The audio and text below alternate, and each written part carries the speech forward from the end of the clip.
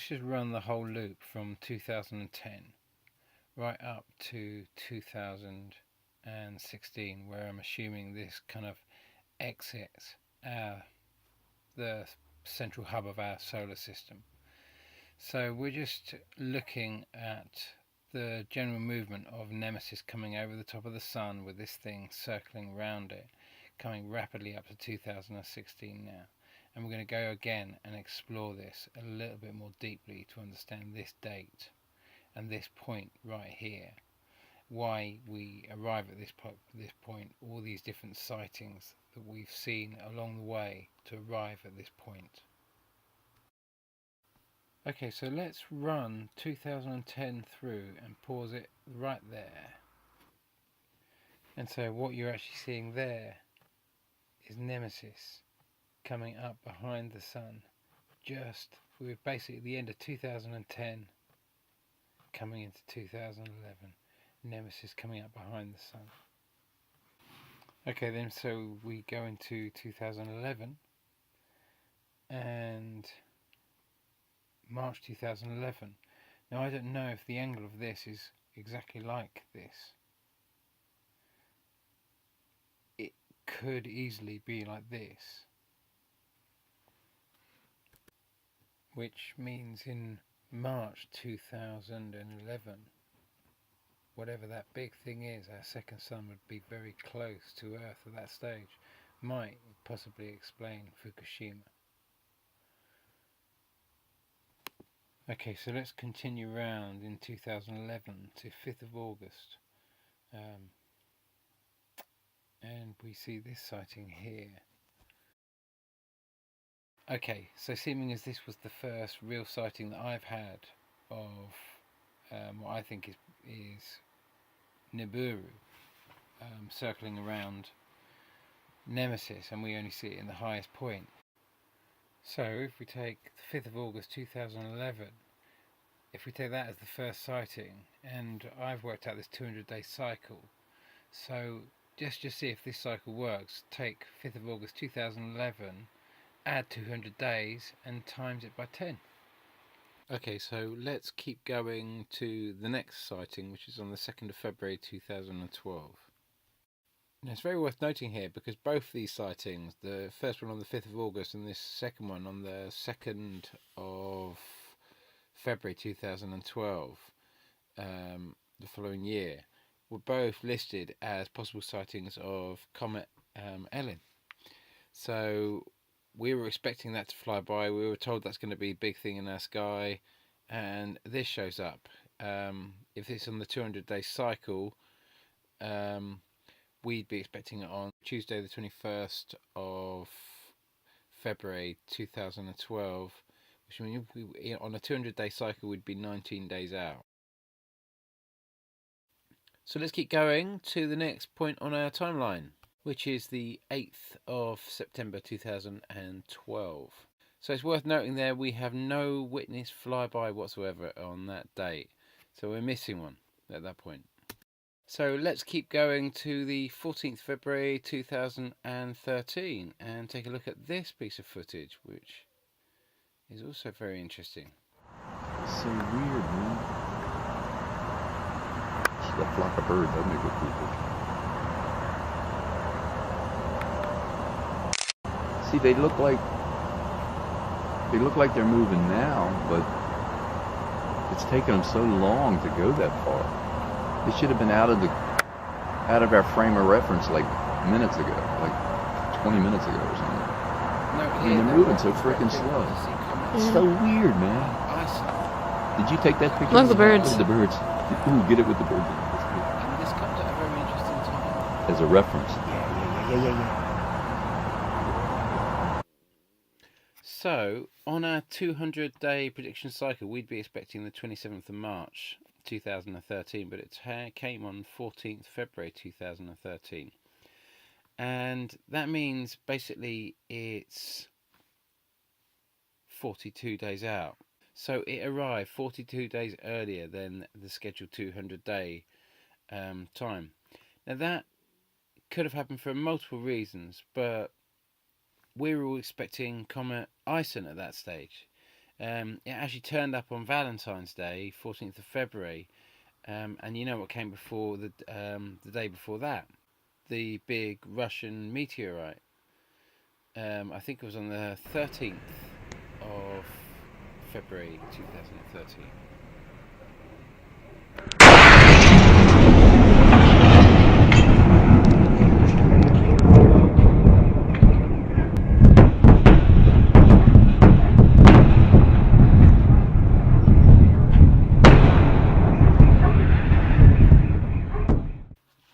Okay, so let's keep going around, and we come to the next sighting, which is on the 14th of October 2000.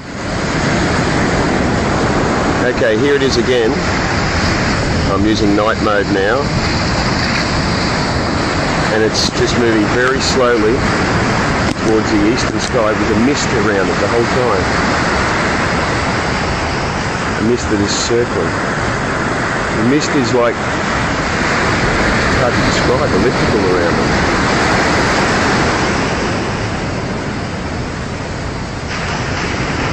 Heading into the east now. The mist follows it the whole way.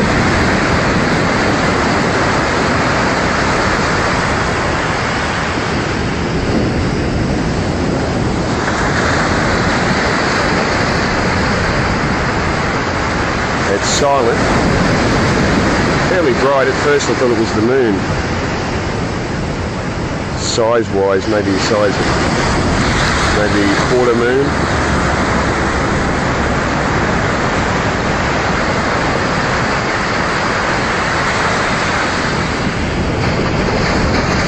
The amazing thing is the mist is just moves with it the whole way.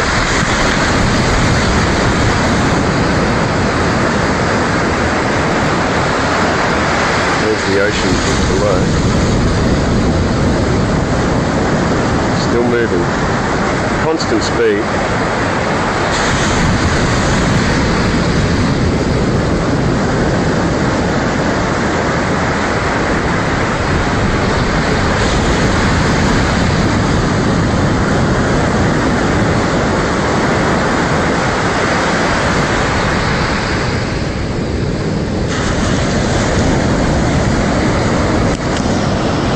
It's disappeared now. Okay, so on a 200-day cycle that we've been looking at, that would have been due on the 13th of October 2013. It came 14th of October 2013. So we were a day out. But what was interesting is the perspective. Let me just give you a fast forward of it here. What's interesting is this sense of something coming towards us with the tail behind it, and we're getting this amazing view. And for this reason, I've got a funny feeling that our cycle of Nemesis going over the top and coming around the sun is a little bit more like this. Okay, so let's keep going around now to 1st of May 2014.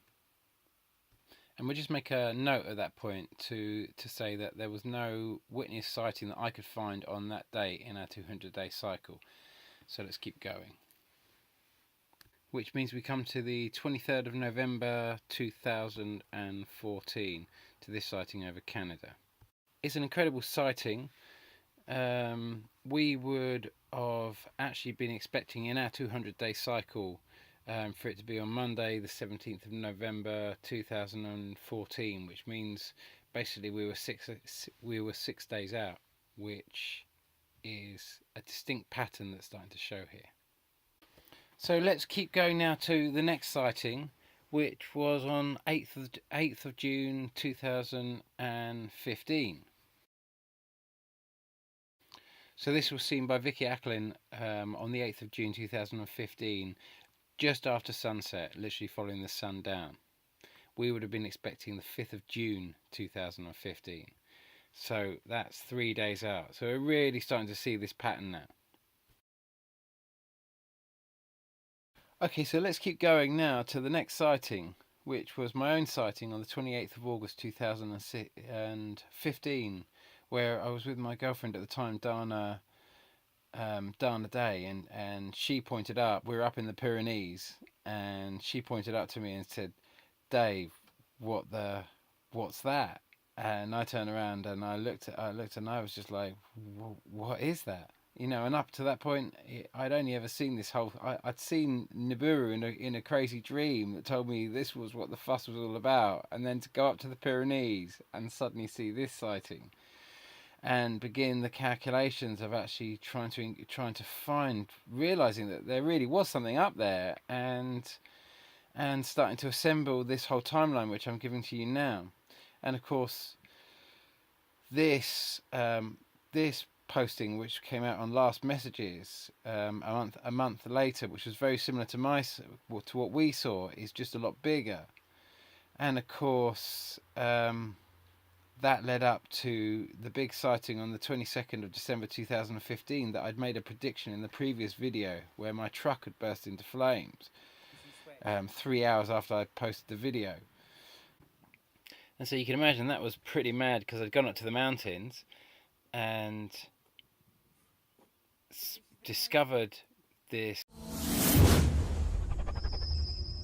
Nibiru Nemesis, made this crazy video, and then the truck had literally caught fire directly after, and it was because of the truck catching fire that caused a lot of attention.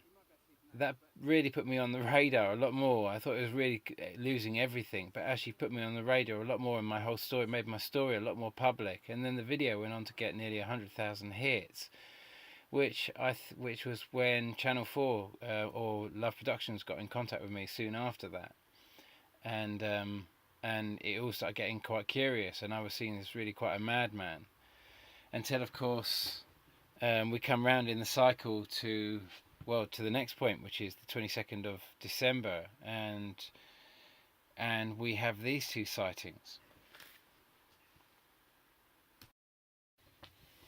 So this is an amazing shot. It was either on the 19th or the 20th of December 2015, 2 days before our 200-day window. And you know, I wondered what the tail was made of, and you know what I'm thinking now is, because the way it orbits around this thing but gets very close to the sun each time it does a cycle, I'm of a mind that the surface is actually getting vaporized by the heat of our sun as it's flying on through. I don't think this is ice, I don't think this is a comet, I think this is a planet, and the surface is literally leaving a trail of everything that's coming from this. That is the vapor trail. And then this 4 days later. Holy moly, that's no freaking airplane. December 24th, 2015. Central Indiana, this is Becky Lewis. Oh my freaking God. Are you kidding me? Let me tell you, that is no freaking airplane. That's in the southeast, where I always get the red glow. Holy God. Shit, I can't even hold it still. Please, excuse my language. Oh my gosh. I am just tripping out. What the frick? Oh my freaking gosh. Friends, it is going to go behind that stuff and I won't be able to see it anymore. Oh my gosh. And of course, here's where we've had the big sighting that's changed everything. This is on the 28th of March 2016. Now, this was a day before I made my, or a day after I made my last video saying that we were coming to the 100-day point in the 200-day cycle. So we were basically 100 days. We were right in between the 22nd of December 2015 and the 11th of July 2016. So Becky Lewis filmed this on that day, and this is filmed at sunset, so it looks like it's heading in the same direction, except that note that she's filming this at sunset, not sunrise. So you've got a picture that she's looking out at the same kind of thing, but she's upside down from where she was at sunrise when she first filmed it on the 24th of December 2015, 100 days before. So you're getting the reverse thing. So what this actually means is we're seeing Nibiru and another planet that's obviously orbiting Nemesis, we're seeing these planets for the first time on the far side of their cycle, which means it's passed clean through the ecliptic, because we haven't been able to see these because they've been too close to the sun, and suddenly on this side they're not close to the sun anymore. So it means it's dropped through the southern hemisphere of our solar system and is heading out from whence it came. It's absolutely clear evidence. We've been waiting for that 100-day appearance at some point throughout this cycle. We know unless it's just going to continue to orbit our sun, but if it begins an exit out, then we understand that it's finally come through to the southern hemisphere of our solar system. Note that there's two things that are two comets, asteroids, whatever you want to call them. To me, they're just two planets orbiting Nemesis, Nibiru and something else, and we saw it in February 2012, and we're seeing it again here in 2016. So I'm just assuming that we're getting to learn about another orbit around Nemesis that only shows itself periodically. We've definitely got the 200-day orbit of whatever that is, but we're getting something else there as well that's also coming up every occasionally. But it's very clear, they're both obviously clearly orbiting the same thing, and they're both coming to view only rarely, but Nibiru has a distinct 200-day orbit, whatever that is Nibiru. Okay, and pretty much hereafter, we're in prediction now, aren't we?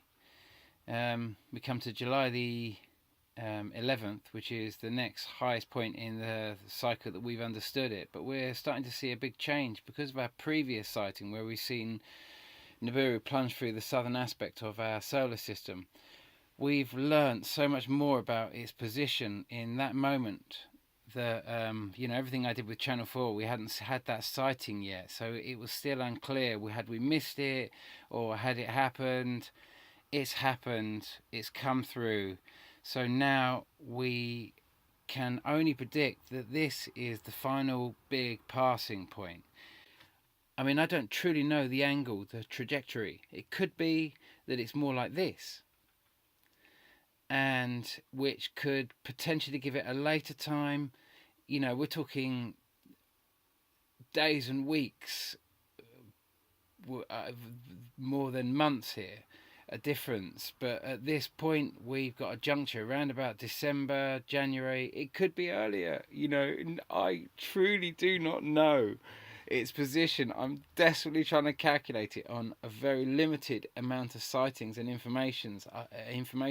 I built this whole flash player. What to do with the information that I've had. No one's really been able to understand me. I'm just completely doing this on my own. I live in a truck. I'm trying to put this information together. I've just lost everything in a fire. I'm trying to make enough money just to sort of like get all the stuff. So I'm building a house while I'm doing this. I'm trying to work out how best to do this. So I'm thinking, because I've had to try and find some work to make some money and everything else like that. So to try and put all this information together, I thought how best to do it. And I thought best to learn how to use Flash and to try and compress all this information into some functional pathway that everyone can understand. And this is the best I can do. And the crazy thing is that all this information has come in whilst I'm giving this crazy message about, which is the reason I wrote my book Laughing Gas, which was that Britain would face a choice of whether we choose to stay in Europe or cut our anchors at this time. And you might think that David Cameron is pro-Europe, but I don't believe that's the case. I believe he's orchestrated this. He was the one who set up, who brought about the European referendum in the first place. And then you've got Tony Blair, representing sort of like Europe at the moment while the Chilcot case is going on, which is disputing whether the Iraq war was legitimate. Not that Tony Blair can be prosecuted in this, because he's got immunity from this from the very start. So you've got this person that's representing Europe that we all absolutely loathe. We've got all these characters representing Europe at the moment. You know, Tony Blair was going to be the president of Europe, but was he? You know, in Europe it was an absolute joke. But Rupert Murdoch and all the tabloid papers are making us feel as if we absolutely loathe Europe at the moment, as if we want out. And this is a big part of the whole political play that's happening as a result of what's coming in here. This is much bigger than you're realising. There's a lot of people truly understand that this thing's coming in and are gearing up for it, and breaking us away from Europe is a very dangerous thing right now, because you break away from all forms of human rights if you do this right now. We head into a situation where we really are on our own, and we know that it's to do this because we are in fear of refugees coming into our country, when we know that these refugees are in many cases fleeing the very bombs that we've actually supplied, and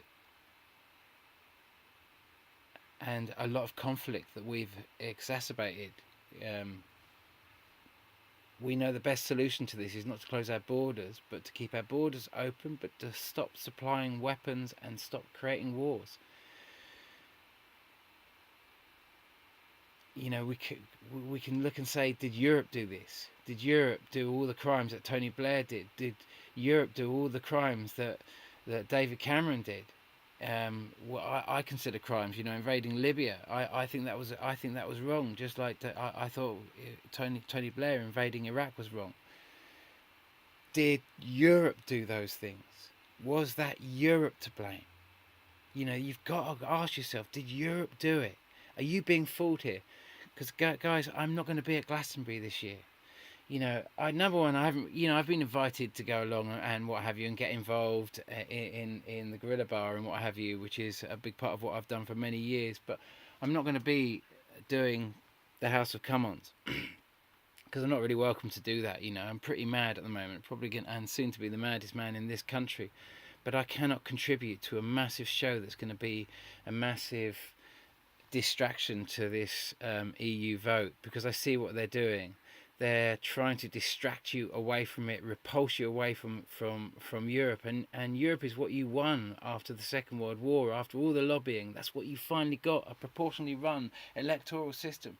And all I can ask you is, if you believe in your heart it is an undemocratic process, can I ask you, hand on your heart, did you vote in that what you call a non-democratic process? Because if you didn't vote, then I can only tell you that what you call was a non-democratic process was simply a non-democratic process for you. Europe didn't do this, guys. Tony Blair, our horrible government, David Cameron, you know, these are all, you know, you can't blame Europe for this. You're being fooled. You're being fooled. Don't do it, guys, because you don't want to break from Europe when this thing is coming in. You just don't want to do that. It's called karma displacement, where you blame something else. It's a scapegoat. You don't want to make this mistake. Guys, I'm not going to go to Glastonbury. I'm going to vote. And then I'm gonna get out of the country, because I've got a funny feeling you're all gonna do what you normally do. You're not gonna vote, and then you're gonna blame your apathy, or you're gonna blame the whole system that is really your apathy. You know, 66% of the population didn't vote in the last European election, and it was taken over by the very people that are telling you it's such a terrible thing. Took over the European Commission, tried to drive us into TTIP, and then you blame Europe, but it's actually the non-voters that had complete power. It's a proportionally run system. Guys, you're being duped. You know, don't let your apathy take over here. Don't let this big show, Glastonbury, be a massive distraction. Make sure you vote. Make sure you do what you've got to do. You know, because if you lose Europe, you lose. You truly lose all power of choice, which means you lose your sovereignty. And that's what this is all about. Because if you're not sovereign when this thing comes in, you are in a very vulnerable place. We are in a very vulnerable place. So I'm going to vote by post myself, and I'm not going to. I don't even want to be in this country at the point of that election, in case you decide to vote out, or just do the worst thing possible and sit on the fence and don't vote at all. Thank you, ladies and gentlemen. Sorry for a bit of a rant, but loving you and leaving you.